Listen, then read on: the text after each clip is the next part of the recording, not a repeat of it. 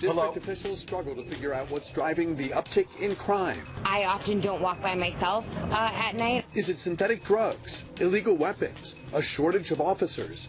And what's the strategy for bringing the numbers down again? A lot of people in Southeast and Northeast are getting tired of, having crime in their neighborhood. And is Mayor Muriel Bowser making progress on her campaign goal to boost affordable housing and reduce homelessness? They turn down these projects and then they build new houses and can't nobody afford them, but she keeps talking about affordable housing. Today on News Talk, a one-on-one with Mayor Bowser, and we'll take your calls.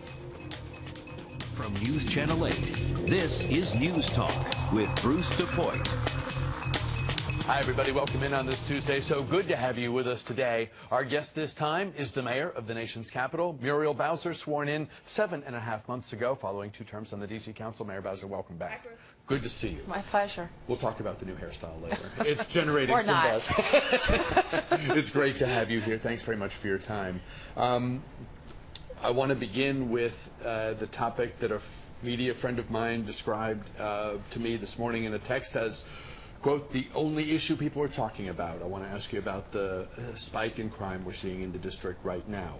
What is your sense of what is fueling the numbers, the violence, the increase in the homicide rate? Well, what is our focus is making sure that our police department and all the agencies of our government are out in full force supporting neighborhoods where there's been crime.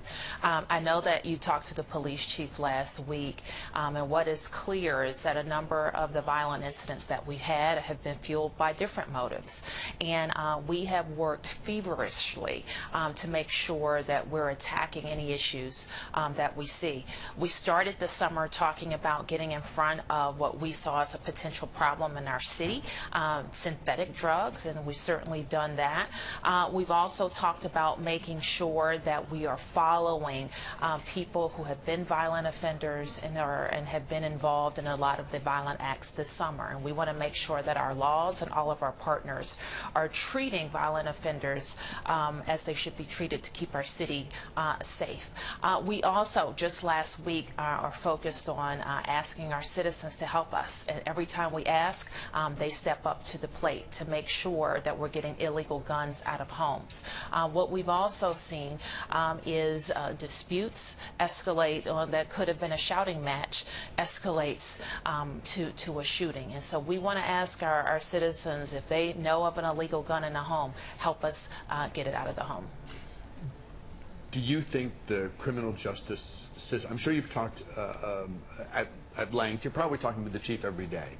Is it your sense that the criminal justice system has dropped the ball when you consider how many of the people who are causing problems have been in trouble before but are somehow still, perhaps maddeningly for some, police, citizens, and others, still out on the streets where they're able to cause harm for others? So, so do you think that as cases move upstream from police to the prosecution to the courts to the jails, that something's amiss? Well, we've asked our prosecutor and the courts to step up and follow these issues with us, and they have stepped up to follow these issues with us. Our prosecutor and judges are just as concerned about violent crime as we are. And so we are looking for ways so that we can follow it, to make sure sentencing guidelines are followed, that supervision when we have violent offenders come home, that the proper supervision is in place as well. But one thing that we all know is that public safety issues aren't just police issues, and it's also important to look at making sure that that we're finding opportunities and increasing opportunities for people so that they don't turn to crime. There is a lot of question about whether what we do in this country in terms of incarceration is bringing us where we want to be. Compared to other countries, we incarcerate a lot of people, but we're not safer than other nations. So a lot of folks are frustrated by the recidivism, but the numbers arguably tell us that locking them up isn't the strategy either. I'm not sure what the question flowing from all this is, but I guess these are complicated issues, and if there were easy solutions, we would have come to them. Well, you put your finger on one thing. These are very complicated issues. But when I go out into communities, people don't want people locked up for petty crimes. I think that's why you see the approach that residents of the District of Columbia, for example, had to the possession of small amounts of marijuana. But no resident in the District of Columbia wants anybody to get away with murder. They don't want guns in homes within easy reach of children. They don't want petty arguments to turn into fatal shootings. So the residents stand with us, stands with the chief of police, stands with our prosecutors and courts to make sure that people who can't follow the rules and are violent and pose a danger to their own families, to their own neighbors, and to innocent bystanders have to be brought to justice. Do you think that the police are in the process of getting a handle on all this now? I think that we are all putting all of our efforts towards making sure we're removing illegal guns. This Thursday as well, I will be talking about other things that we need to do as a city, including closing some gaps in our law, making it easier for our supervision agencies, for example, to identify and search for illegal guns that may be in the hands of a violent offender. So we think all of those things are important, but we also think strengthening our collaboration with communities is important. So when I go out to neighborhood meetings, people are telling me about long-standing disputes between neighborhoods, and we're going to ask for the community's assistance in helping us squash those issues, help people resolve disputes in different ways. So we are not saying that the police are the ultimate solver of problems when it comes to public safety issues, but we need the government, we need the community, we need everybody to be working together. Just how available are these dangerous and cheap synthetic drugs? What's your sense of how readily available they are? And have the laws, as the chief indicated the other day, are the laws struggling to keep up because it seems like the formula is always changing? Well, the thing with this, Bruce, is that we don't want it to get out of control in this city. I wouldn't say that we think we have a synthetic drug problem that's out of control in the city, and we don't want it to get out of control. That's why we're trying to be out ahead of it. The chief convened a meeting, I think you know, with major city chiefs just a few weeks ago, and other cities are also talking about synthetic drugs and making sure that our local laws, but also the policies of the federal government can stay apace with what's happening on the street.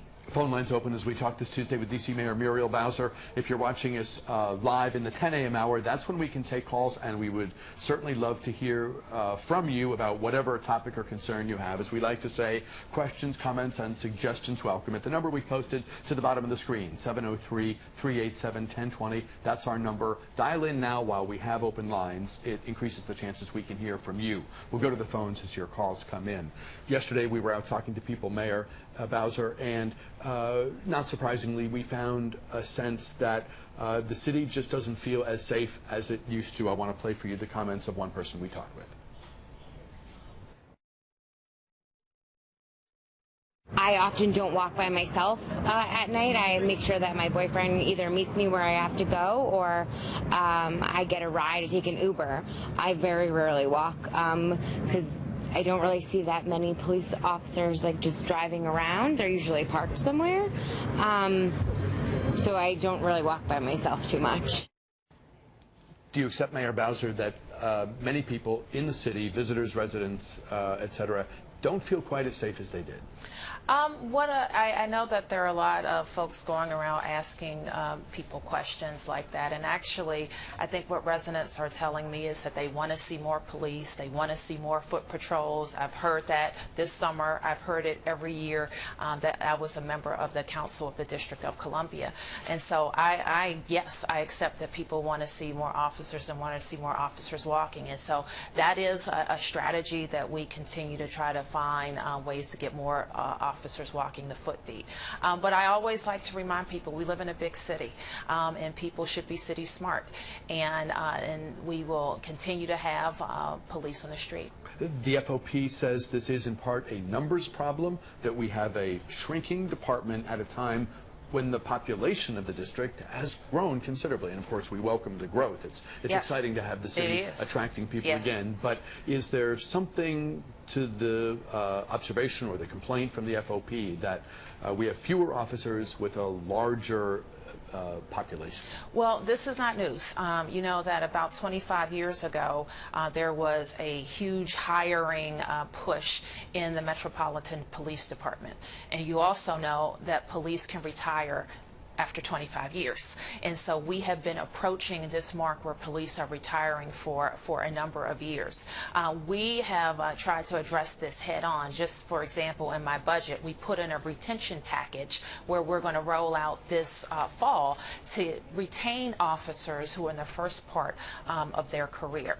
It is also important, and we learned this lesson the hard way, that there's no fast way to hire police officers. Our academy and our vetting process and recruitment process can accommodate the training of 300 officers a year, and we're fully funded to hire those officers this year, next year, and to retain officers. So we basically have a 4-year plan, and it's going to take us that 4 years to get at the capacity where we want to be, but we're doing it aggressively every year. Can you talk about the illegal gun initiative that you just announced? Sure. So we have offered a tip for $1,000 for information that leads to an illegal gun, recovering an illegal gun. Last week, the chief and I announced that we're going to increase that reward to $2,500. And more than that, I want to thank all the members of the press who have helped us get that information out far and wide. We put it all over social media. It was trending one day. And so in addition to the increased reward and the increased attention and the increased frustration from communities, I don't have to remind you that we were called to a scene where an illegal gun was brought into a house by a 17-year-old. His little brother accidentally shot his little sister. And that's because an illegal gun was in the home. So communities don't want to stand for that. They don't want children to be at risk. So they can call us. They can send us an anonymous tip. To qualify for the reward, we'll have to have your information, but you can call us. But tips can also be sent to 50411. And you make a good distinction there for people who want to do the right thing and tap the reward opportunity. It can't be the 50411 because that's totally anonymous. That's a one-way street. That's a one-way the information street. Comes in, but yes. But we'll make sure we get the police call line. Calling 911 and asking for the tip line will also get you there. Stand by, Mayor Bowser. We'll you. take a quick break here. More of our discussion, much more of our Q&A with D.C. Mayor Muriel Bowser. Straight ahead, if you're on the line, please hold. We'll take your calls next segment. Keep it here.